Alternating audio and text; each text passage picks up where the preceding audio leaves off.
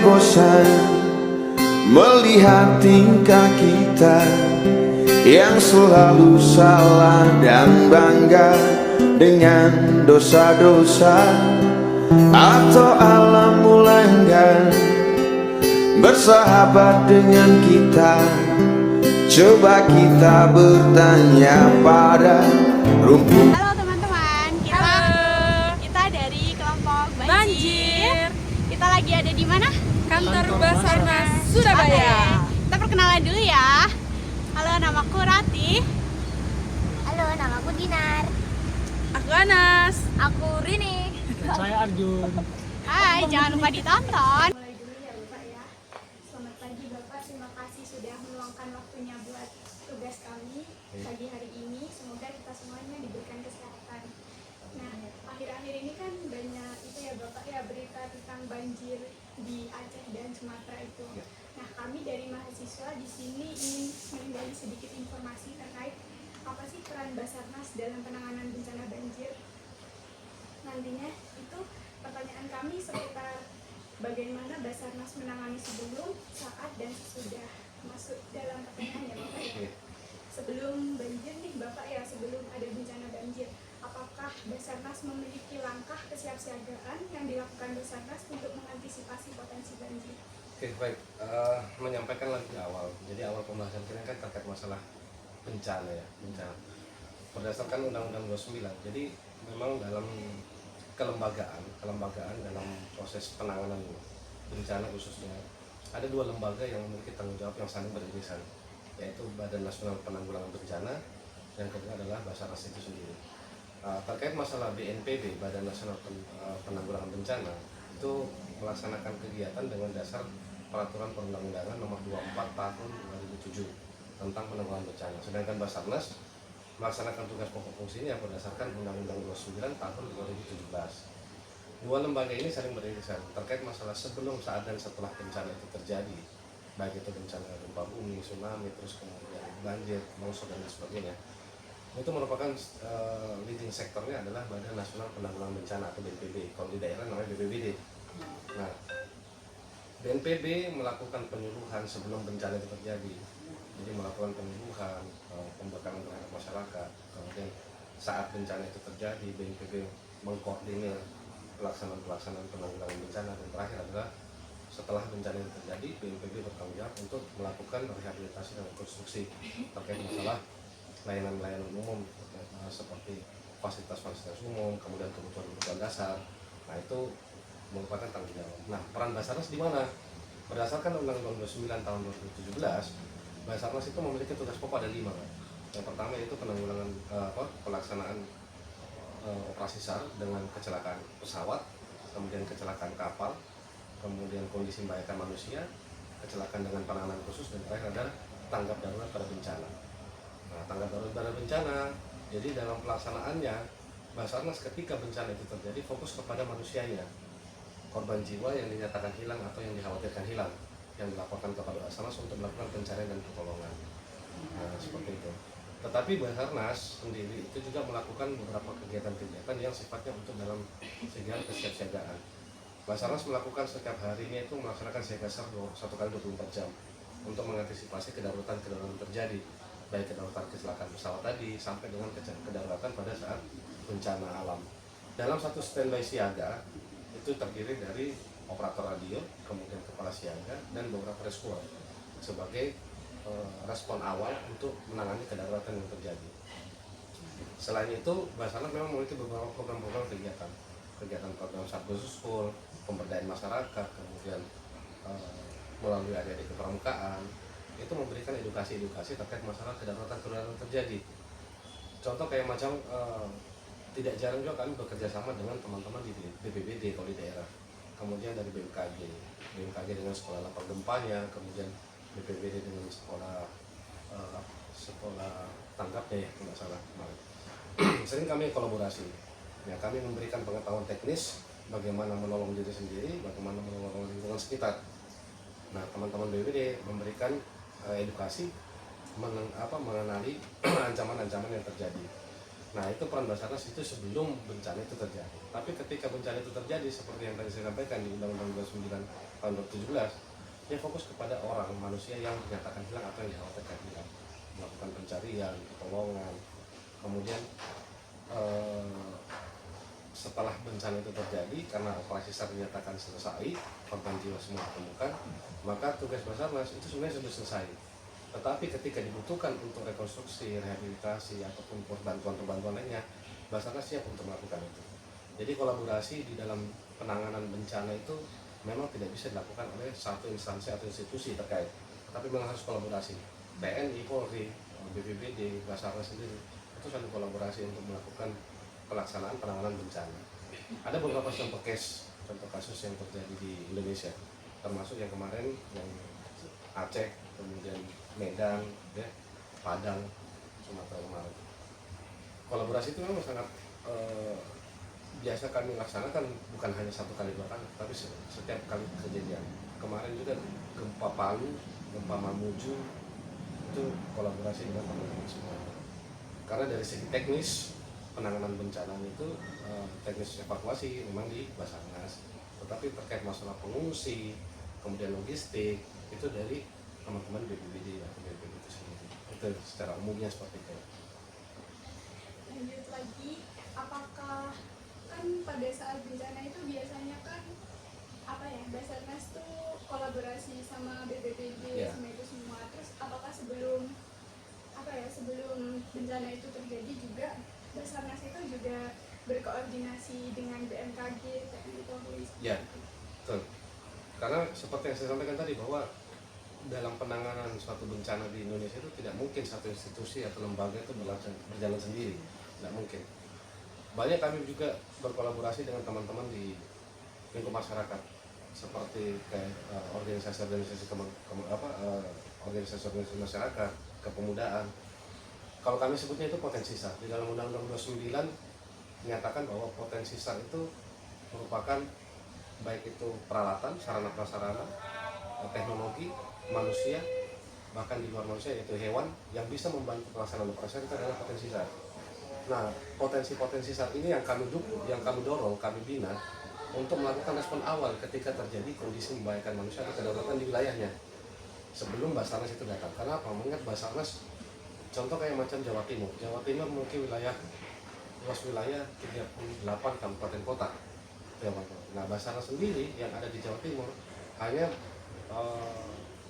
berada di 7 tempat: Surabaya, Trenggalek, Sumeneb, kemudian Bojonegoro, Malang, Jember, dan Banyuwangi.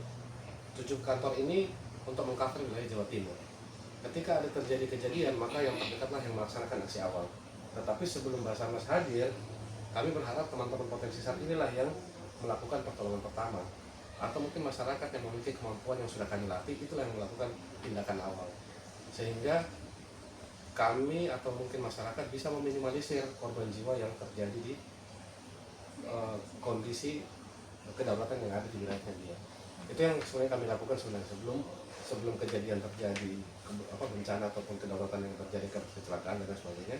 Berarti pembinaan itu yang kami laksanakan dari SAR khusus tadi, kemudian pembinaan potensi SAR, kolaborasi, koordinasi dengan instansi TNI, Polri, BPBD, Dinas Sosial, dan lain sebagainya. Itu yang kami lakukan. Sehingga pada saat turun ke lapangan, kemampuan teman-teman instansi samping ini bisa kita berdayakan untuk memperkuat penanganan dalam suatu bencana. Ada yang namanya manajemen bencana. Kalau manajemen bencana kan sebelum, saat, dan setelah bencana itu terjadi. Dan itu ranah teman-teman BPBD atau BNPB. Jadi pada saat kejadian, sebelum kejadian, teman-teman BNPB atau BPBD melakukan sosialisasi, pengembangan kepada masyarakat, baik tingkat sekolah maupun kami kolaborasi dengan mereka, pembinaan teknis kami sampaikan. Setelah itu ketika bencana itu terjadi, maka teman-teman BPBD atau BNPB melakukan asesmen awal, mengetahui luas wilayah yang terjadi, yang terdampak, kemudian jumlah korban jiwa yang terdampak. Nah, setelah saat bencana itu terjadi, makalah diberlakukanlah status, kalau kami biasakan dengar status kedaruratannya apa sih kan? Ada status kedaruratan daerah, kabupaten maupun nasional, dan seperti itu kan. Nah, Ketika diberlakukan status kedaruratan, maka Basarnas berperan aktif untuk melakukan pencarian pertolongan terhadap jiwa yang misalnya laporkan atau yang disampaikan kepada teman-teman BPBD. Nih Basarnas, jumlah korban jiwa yang sementara dinyatakan hilang atau khawatir kehilangan jumlahnya sekian. Nah, Basarnas melakukan pencarian, kemudian hasilnya dievakuasi. Kalau dulu mungkin ada pembaharuan, itu ada 8 klaster dalam satu pelaksanaan penanggulangan bencana dalam manajemen bencana. Ada klaster kesehatan, klaster logistik, pencarian dan pertolongan, pengungsi dan perlindungan kalau salah. Kemudian pendidikan, ada 8 klaster. Cuman sekarang mungkin ada perampingan, saya belum update lagi untuk informasi peraturan Badan Nasional Penanggulangan Bencana, itu ada perampingan. Sehingga pekerjaan kita tidak fokus ke hanya Basarnas saja, ke TNI saja, tetapi semua itu menjadi satu dalam klaster-klaster yang dimaksud.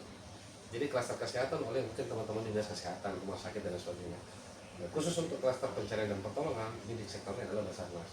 Itu memanfaatkan tenaga-tenaga yang ada. Seperti tadi potensi SAR tadi. Jadi ketika ada laporan, kemudian jumlah korban diketahui berapa yang dicari, yang mau butuh evakuasi, maka memberdayakan potensi SAR baik TNI, Polri, instansi, organisasi maupun masyarakat, itu kita berdayakan untuk melakukan evakuasi seperti itu.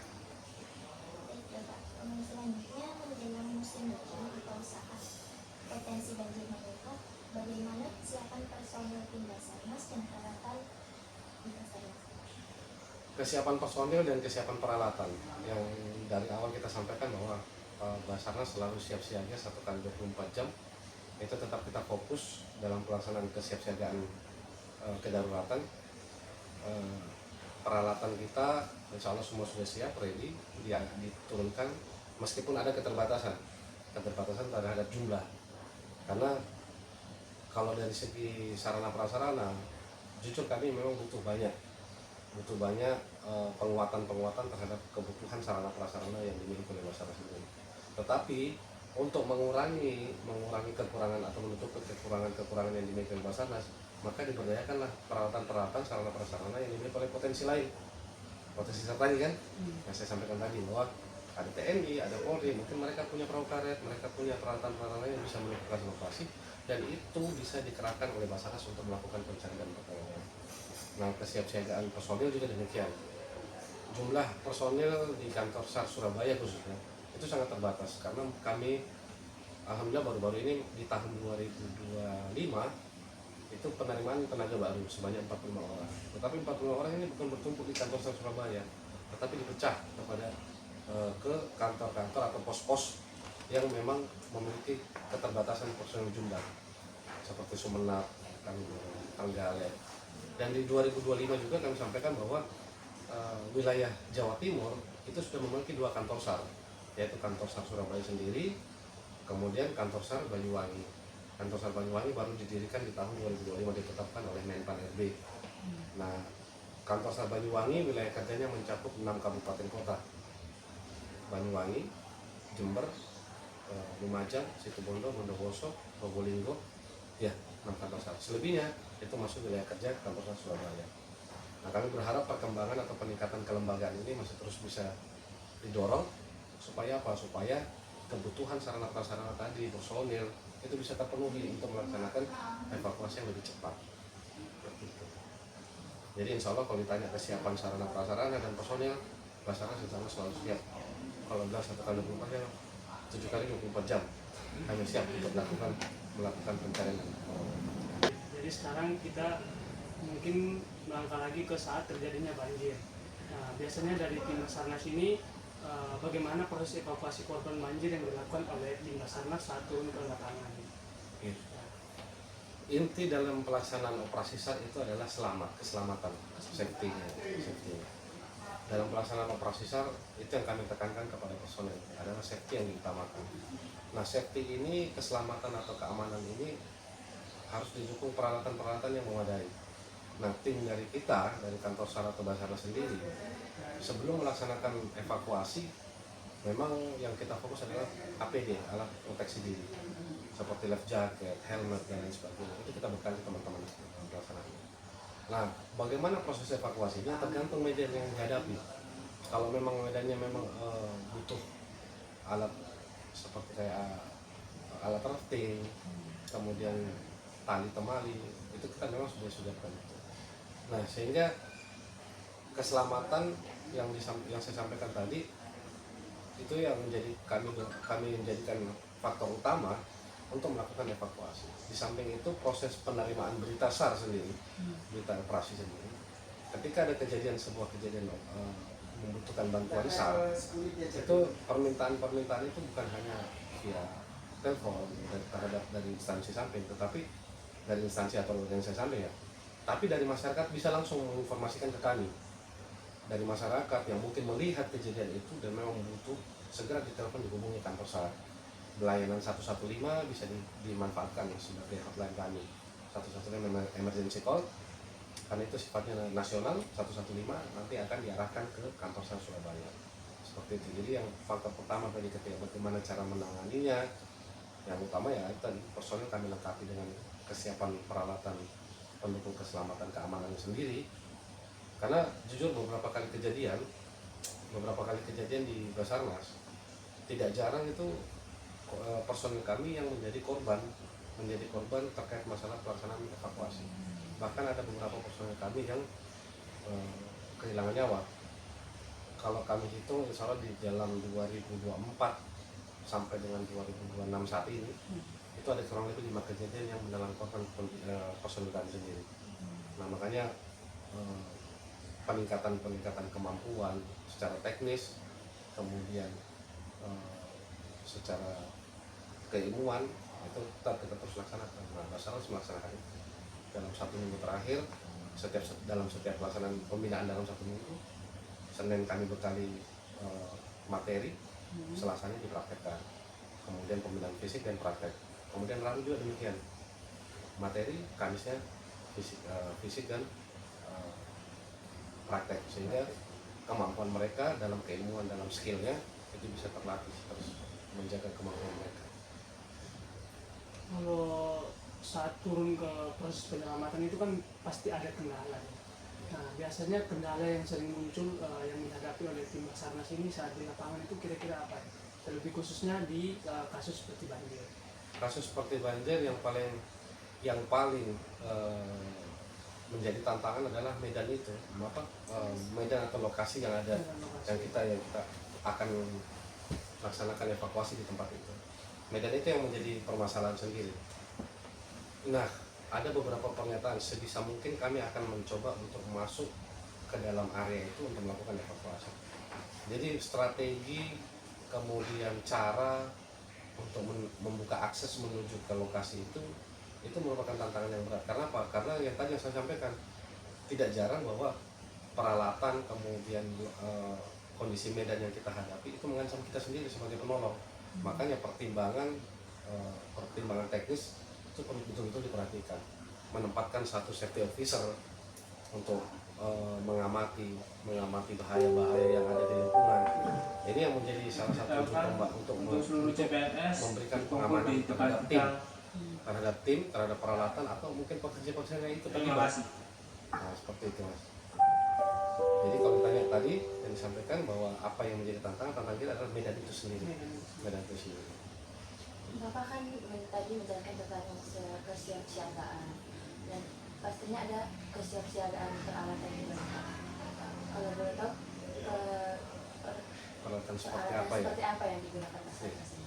Kalau khusus banjir yang kami siapkan perahu karet, rafting, kemudian alat-alat apung, kemudian alat-alat mountaineering, alat-alat high angle rescue lah, seperti tali, kemudian alat-alat mekanikal supaya ketika mungkin beberapa kali teman-teman melihat pada saat evakuasi seperti kejadian di seberang sungai, itu harus butuh evakuasi cepat, maka evakuasi menggunakan tali dibawa ke seberang untuk evakuasi seperti itu. Rafting ketika mendapat genangan air yang cukup tinggi, evakuasi yang ada di dalam rumah, itu kita butuh itu. Alat-alat apung ya untuk keselamatan kita maupun keselamatan yang kita tolong. Alat-alat apung, kemudian helmet, seperti itu. Beda case lagi kalau kita kesiapsiagaan terkait masalah kecelakaan lalu lintas, kemudian kejadian-kejadian gedung runtuh. Memang beda, setiap penanganan pasti beda peralatan.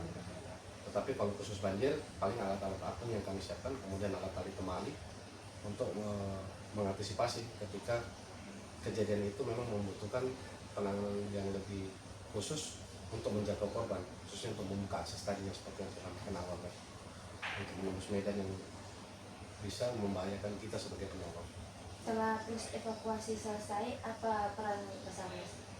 Jadi kan Basarnas ini melaksanakan pekerjaannya ketika dalam sebuah manajemen bencana kan ada sebelum, saat, dan setelah bencana itu terjadi. Basarnas fokus pada saat bencana itu terjadi. Tanggap darurat istilahnya. Pasca pra bencana, saat bencana, pasca bencana. Ketika korban jiwa semua sudah selesai ditemukan, ditangani, semua clear, maka tugas Basarnas selesai. Nah, ketika ditanyakan setelah itu Basarnas seperti apa, yang pertama pasti akan kembali ke satuan, kembali ke posko untuk melakukan inventarisir kebutuhan, inventarisir peralatan yang sudah digunakan, kesiapan dan kesehatan personil yang melaksanakan operasi. Itu yang utama, karena kita mengecek kembali kondisi personil kita seperti apa. Nah, sambil standby menunggu kebutuhan-kebutuhan yang dibutuhkan. Maksud saya, ketika ada penugasan-penugasan lain seperti menyalurkan bantuan, mungkin teman-teman dari yang lain, dari BPBD atau BNPB atau TNI Polri membutuhkan bantuan Basarnas untuk menyalurkan bantuan, nah itu kami akan laksanakan itu. Tapi untuk khusus tugasnya sendiri, pada saat tanggap darurat itu selesai, maka tugas Basarnas selesai. Jadi, apa Basarnas juga terlibat dalam pencarian korban yang hilang setelah banjir? Bagaimana mekanismenya? jadi ketika korban jiwa belum dinyatakan, ada yang belum ditemukan, maka tugas Basarnas belum selesai, Pak. Jadi ketika kan bencana itu terjadi, makanya tadi kan kita pahami dulu sebelum bencana itu terjadi. Sebelum bencana itu terjadi, maka dilakukan penyuluhan, pembekalan terhadap potensi dan masyarakat kan. Ketika bencana itu terjadi, berarti kan ada plus 5 menit, ya kan? Jadi ketika bencana terjadi, tidak mungkin kami langsung hadir di sana. Ada plus 5 menit. Kesiapsiagaan kita, kemudian proses perjalanan dari kantor menuju ke lokasi. Setelah semua diketahui, teman-teman BPBD melakukan asesmen. Jumlah contohnya gini, korban jiwa 100 orang Pak dilaporkan oleh tim asesmen di lapangan. Dilaporkan kepada Basarnas jumlah korban 100 orang. Dilakukanlah proses pencarian 100 orang ini. Nah, dalam proses pencarian ini masuk dalam tahap tanggap darurat. Biasanya berlaku 7 hari atau mungkin diperpanjang, tergantung dari kepala daerah yang menetapkan status kedaruratan itu, status tanggap daruratnya berapa lama. Ketika bencana kejadian itu memang ditetapkan 7 hari, dalam proses pelaksanaan operasi ditemukan 999 orang, masih ada 1 korban yang belum ditemukan. Maka 1 korban ini akan dilakukan pencarian oleh Basarnas. Tetapi secara pertimbangan operasi SAR dinyatakan selesai ketika ada tiga faktor utama yang bisa menghentikan operasi SAR. Yang pertama, operasi SAR dinyatakan selesai ketika seluruh korban jiwa ditemukan. Yang kedua, operasi SAR dinyatakan selesai ketika seluruh pelaksanaan operasi secara teknis semua sudah dikerahkan, baik sumber dayanya, manusianya, sarana prasarana dan peralatan sudah dikerahkan semua. Dilaksanakan selama 7 hari. Kenapa 7 hari pelaksanaan operasi SAR? Karena berdasarkan penelitian, kalau kami sebutnya itu time frame of survival, batas hidup manusia ketika dia tidak bisa ngapa-ngapain, ketika dia makan, minum, dan sebagainya, itu kami dalam penelitian 7 hari itu masih ada kemungkinan untuk hidup. Maka berlakukan pelaksanaan operasi itu dinyatakan selesai ketika 7 hari pelaksanaan dan seluruh unsur semua sudah dikerahkan, sarana prasarana, peralatan, SDM-nya itu sudah dikerahkan semua. Secara teknis semua dilaksanakan 7 hari pelaksanaan operasi, maka dinyatakan selesai meskipun ada korban yang belum ditemukan. Nah, 2. Yang ketiga, pelaksanaan operasi SAR dinyatakan selesai atau bisa dibuka kembali. Apakah bisa dibuka kembali? Bisa dibuka kembali. Bisa dibuka kembali operasi SAR itu ketika 1, ditemukan tanda-tanda keberadaan korban. Jadi meskipun 7 hari, terus kemudian ditemukan mungkin ceceran atau mungkin bau dan lain sebagainya, maka operasi dibuka kembali untuk dilakukan evakuasi atau pencarian. Seperti itu. Nah, sampai batas waktu yang ditentukan, ya ada beberapa kejadian-kejadian yang dari pihak keluarga sudah menyatakan puas dengan proses pencarian, maka korban-korban yang tersebut kami nyatakan hilang. Jadi ada korban selamat meninggal dunia, ada yang luka ringan, luka berat, kemudian ada yang hilang.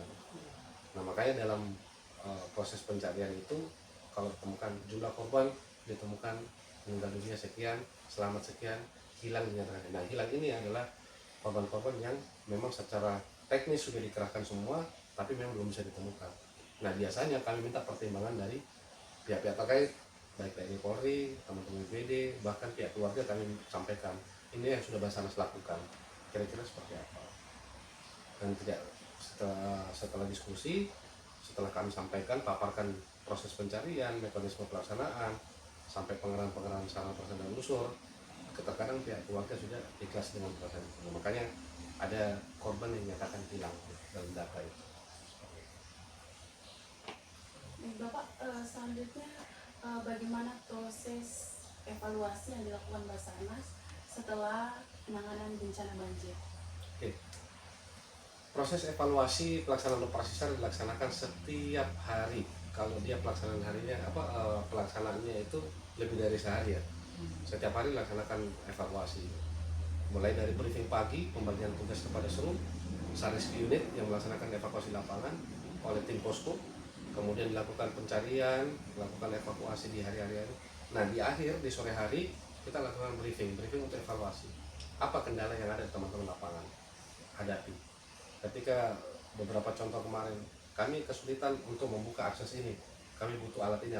Nah, tim posko untuk menyiapkan peralatan-peralatan yang dibutuhkan oleh tim lapangan supaya bisa menembus akses.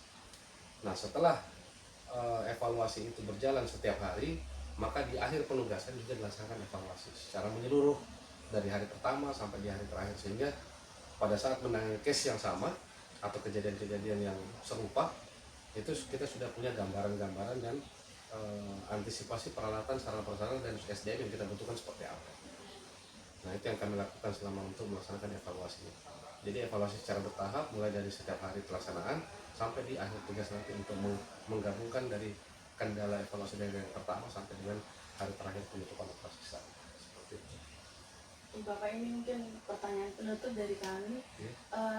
Menurut Basarnas sendiri, bagaimana peran masyarakat dan khususnya mahasiswa dalam membantu mengurangi risiko kejadian banjir di masa yang akan datang?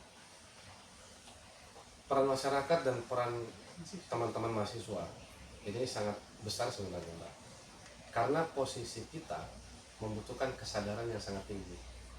Kan kita tahu sendiri bahwa dampak banjir itu apa sih sebenarnya? Ya, sampah dan lain sebagainya.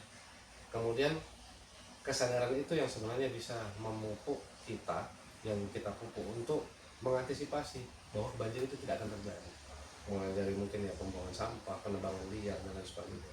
Nah, edukasi itu yang harus kita berikan, ketanamkan ke masyarakat. Mahasiswa sendiri sebenarnya bisa berperan aktif untuk mengedukasi masyarakat terkait masalah hal tersebut. Karena apa? Di setiap wilayah itu pasti ada kerentanan. Kerentanan itu hal-hal yang perlu kita perhatikan. Contoh dalam satu wilayah kita, di dalam lingkup keluarga lah. Dalam lingkup keluarga ada bapak, ibu, adik, kakak kita, ada nenek kita, kakek kita. Nah, di dalam itu kan kita kenali dulu, yang mana sih yang kelompok rentan di sini. Kelompok rentan adalah kelompok yang membutuhkan bantuan awal, yang tidak bisa melakukan sesuatu kalau tanpa bantuan. Nah, itu yang kami sebut kelompok rentan. Contoh kayak macam nenek kita di usia 80 mungkin, kan butuh bantuan. Nah, berarti kita sebagai yang muda itu harus mengetahui strategi apa sih ketika terjadi ini yang harus saya lakukan untuk mengatasi kelompok rentan yang masuk. Nah, ini yang harus kita sebarluaskan kepada masyarakat. Di samping tadi ya, di samping edukasi terkait masalah banjir itu, akibat sampah, kemudian penebangan dan sebagainya. Tetapi masyarakat perlu tahu, mengenali lingkungan dia, mengenali lingkungan yang ada di kita. Di dalam keluarga kita, ada kelompok rentan, ada anak bayi yang mungkin tidak bisa melakukan itu sendiri, tapi butuh bantuan kita. Nah, strategi-strategi itulah yang harus kita memberikan penanaman pemikiran, pemahaman terkait masalah kesiapsiagaan, kemudian mengenali bahaya yang ada. Nah, peran mahasiswa itu yang kami butuh juga. Makanya di Basarnas, kalau Basarnas sendiri terhadap masyarakat, terhadap sekolah maupun mahasiswa, kami berharap itu bisa membantu kami untuk menyebarluaskan informasi, mengedukasi masyarakat supaya tadi meminimalisir. Kita ambil contoh Jepang kemarin, kejadian tsunami Jepang. Tsunami Jepang begitu besarnya tsunami Jepang, korban jiwa itu sangat minim, bahkan mungkin tidak ada. Kenapa? Karena dari awal, dari usia dini mereka sudah sadar dan mereka peduli terkait masalah keselamatan. Nah, ini yang belum kita tumbuhkan di masyarakat kita. Kalau bukan bantuan teman-teman mahasiswa, teman-teman dari TNI, Polri, dan instansi samping, itu tidak mungkin kita akan selesaikan ini.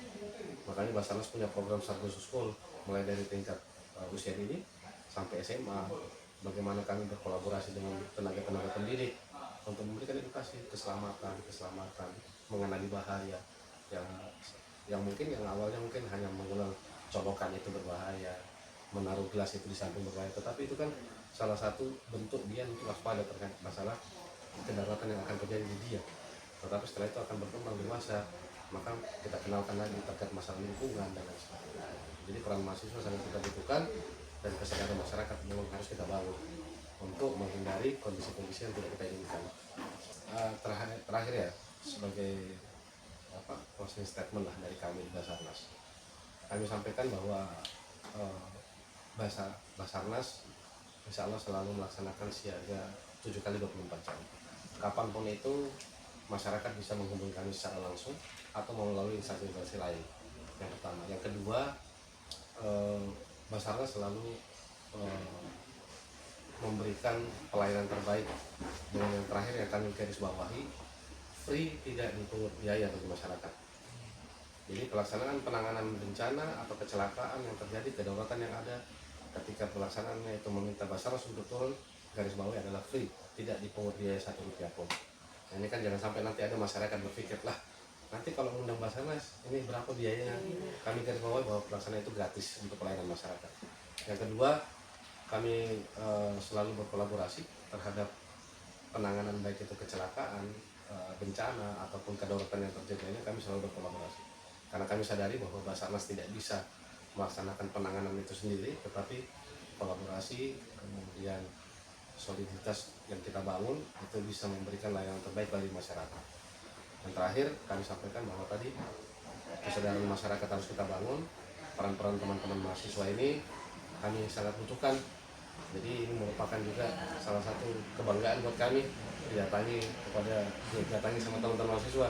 Nah, kami berharap nanti dosen-dosen, kemudian dari teman-teman mahasiswa lainnya juga mendengar ini, melihat video ini, bisa membantu kami, terutama untuk meningkatkan kesadaran masyarakat untuk mengantisipasi kejadian-kejadian di sekitar mereka.